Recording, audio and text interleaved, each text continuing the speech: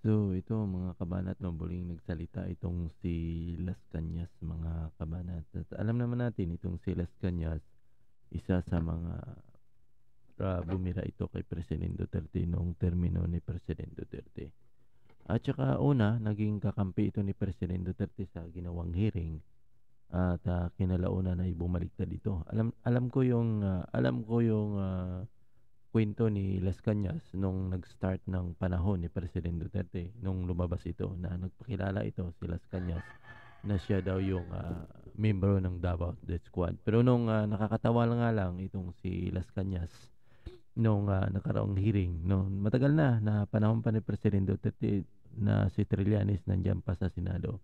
Nagkaroon ito ng hearing 'no, nagkaroon sila ng hearing ay nung tinanong siya kung mayroon siyang, naitumba o ibig sabihin mayroon siyang napatay na mga ay ang sagot niya doon mga kabanat ay wala. Nakakatawa nga, eh, 'no? Siguro naalala niyo, ako naalala ko itong ano, eh, tapos at, nawala siya at, kinalaunan ay dinala siya sa ICC. Katunayan ay isa siya sa mga sampa ng kaso laban kay Presidente Duterte, 'no, Bato de la Rosa.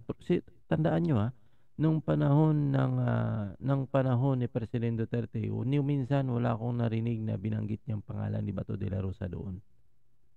Ang tinitira niya talaga doon itong si Presidente Duterte. Pero nakapagtaka ngayon bakit nasingit na ng pangalan ni Bato de la Rosa at itong si Vice President Sara Duterte ay isiningit ni Las Cañas. Talagang alam niyo, itong, strategy ng mga oposisyon, napakamaling-mali kasi, 'no? Maling-mali, eh. Alam mo kaya hindi talaga sila makalusot at hindi talaga sila mananalo dahil nga maling-mali yung kanilang strategy. Gusto nilang manira, 'no? Gusto nilang kasi magkakaroon na tayo ng eleksyon, eh, kaya nga hindi tayo magtaka kaya nagsisiglabasan itong mga ano ngayon, 'no? Kasi darating na naman yung filing ng candidacy, 'no? Eh, hindi tayo magtaka kung, itong, mga ano ay lalabas na naman kagaya nitong si Las Cañas muling ginamit mga kabanat ang tagal ito halos, nung, natapos yung, termino ni Presidente Duterte. Ibig sabihin sa panahon ni Trillanes napakaingay itong si ano 2019, 2018, 2017 napakaingay ito ni Las Cañas. Nung bumaba sa puwesto itong si Trillanes ay biglang nanahimik rin ito, 'no? Alam naman natin kung sinong ano, may pakana nito, eh, talagang mga anti ano, mga opposition ika nga in short. Tapos ang problema ngayon nakakapagtaka nung panahon niya na nagsasalita siya sa Senado, 'no, parte 'no, grabeng hearing ito mga kabanat. Ni minsan wala akong narinig na binanggit yung pangalan ni VP Sara Duterte. Pero ngayon bakit, 'di ba? Nakakatawa 'di ba? Bakit? Kasi si VP Sara ngayon ang may potensyal na tatakbo sa 2028 election, 'no. Alam naman natin si VP Sara hindi yan tatakbo ng pagkasenador. Hindi yan tatakbo mga kabanat, nasa highest position ka na, eh. Presidente ka na tatakbo ka pa ng senador nang matatapos yung termino mo as VP, 2028 din kasabay din ng pangulo. Hindi yan tatakbo, eh. At, ang binibira talaga nila dito at masiraan itong, 2028 election talaga mga kabanat. At, itong opposition tina-try na i-divide itong mga boto ng mga Duterte, 'no. Tina-try talaga nila i-divide kasi kapag tumakbo sila dito ang mga halimbawa, ang mga oposisyon itong, midterm election itong mga senador ay talagang kung hindi nila maidi-divide, talagang mahihirapan sila makapasok ulit sa slot ng, Magic 12 mga kabanat. Kasi 12 ngayon ang tatakbo ng pagkasenador, eh.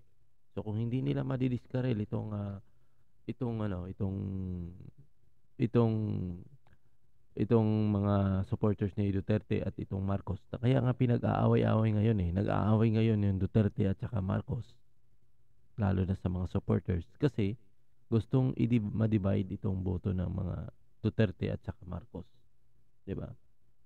Hindi ko nga alam bakit dito itong mga mainstream media panay ulit-ulit nilang pinapakinggan itong si Las Cañas samantala, gasgas na itong, mga testimonya nito. Bakit pa ito pinapaniwalaan?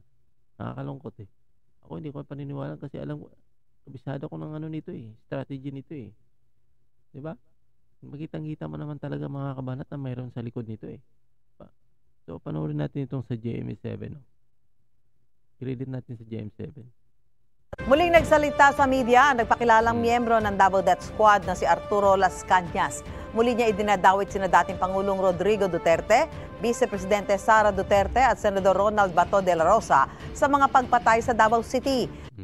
Nung nagsalita si Las Cañas nung nakaraang mga hearing sa Senado, halos sa 2018, 2017, di ako magkakamali.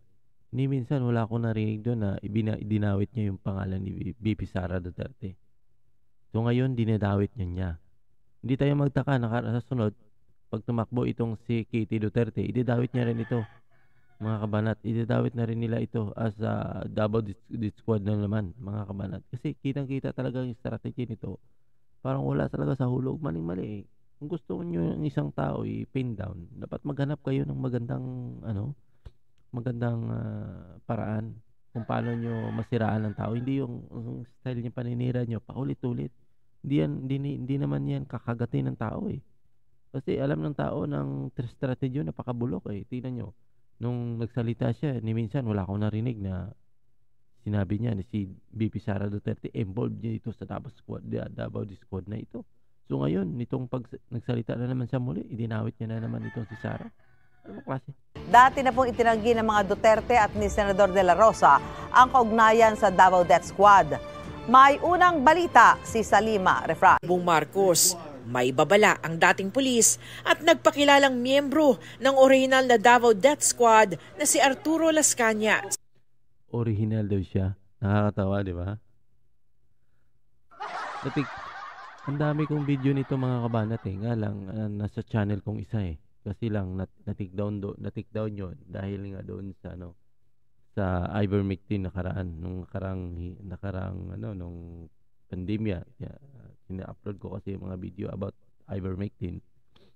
So doon ako na-discuss. Pero nandun yung mga video sana na hearing kung saan itong si Las Cañas, naging pro Duterte ito, Siya pa nga yung nagtatanggol kay President Duterte at kinalaunan nagbaliktad dito at kumabig doon kay Trillanes, hindi natin alam, at kumabig doon kay Trillanes at itinuro itong si President Duterte na head ng Davao Death Squad. At ang masama, siya daw ay isa sa mga membro. Nung tinanong siya kung ilan yung naitumba niya, wala daw siyang naitumba, mga kabanat. So, imagine mo, membro ka ng Davao Death Squad, ikaw yung nagpatotoo, pero ikaw pala ay wala kang minsan isang taong napitik, di ba nakakatawa? Tapos ang masama, pati si VP Sara Duterte ngayon, idinadawit niya na nung nakaraang hearing, ni minsan ni Anino, na isang word na Sara Duterte, wala siyang pinanggit, mga kabanat. Panawagan ko po sa Pangulong Ferdinand Bongbong Marcos Jr. na mag-ingat po at wag po magkumpiyansa talaga sa halimaw ng Davao na si Rodrigo Roa Duterte at yan allegedly Vice President Sara Tambaloslos Duterte. So yun, allegedly. Ibig sabihin hindi pa siya sure. Takot siya makasuhan, mga kabanat. Takot siya kasi gumamit siya ng word na allegedly. So ibig sabihin, marites itong si Las Cañas, mga kabanat.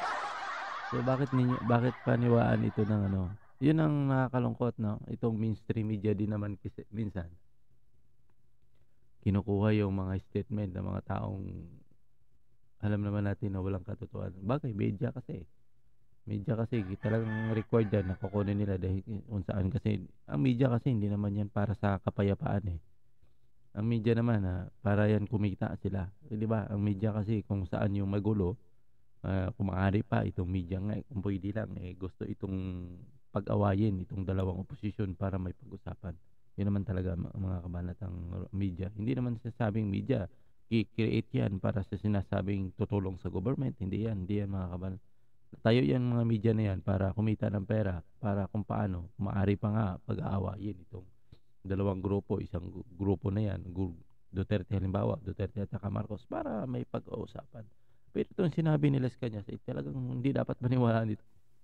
Mga traidor po itong mga ito. At Matapos ang ilang taong pananahimik, humarap sa media si Las Cañas mula sa di binanggit na lugar sa labas ng bansa, kung sa Tamo, nagtatago na siya. Diba? Galing no? Yun mga kamanat, no? in anti-crime task force, Kinyos Clan Task Force, and nung naging mayor, ang naging mayor si Sara Duterte.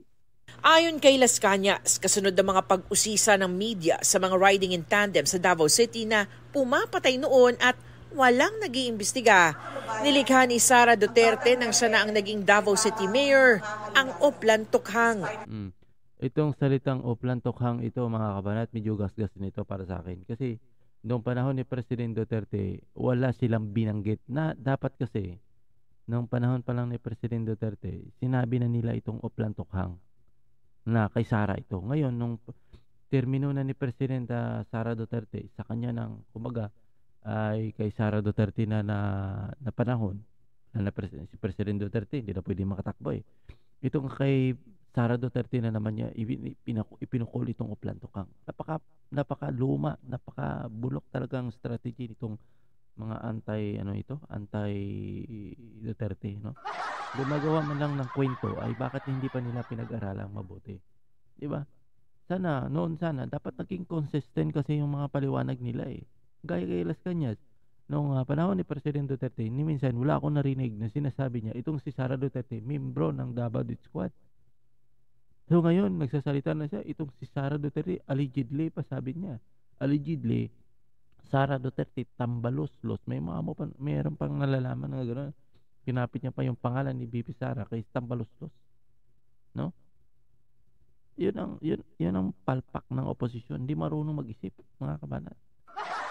Nagawa lang naman sila ng kwento, bakit hindi pa nila kinonsistent? Kasi sinabi nila si Duterte, yan ang hari-hari, dapat squad yan, siya yung pinaka-founder. O sana, naging consistent nga ang problema. Ngayon, isiningit nila si BP Sara. So, maling-mali. Talagang hindi maniwala ang taong bayan dyan, mga kabanan. Palpak yung strategy ng mga na ito. No? Wala talaga. Wala. Malabo itong si Las Cañas talaga, mga kabanan. So, yan lang komento ko dito, mga kabanat, sa video na inilabas ng GMA7 patungkol sa interview ni Las Cañas, mga kabanat. Na sa akin, palpak talaga ito, mga kabanat.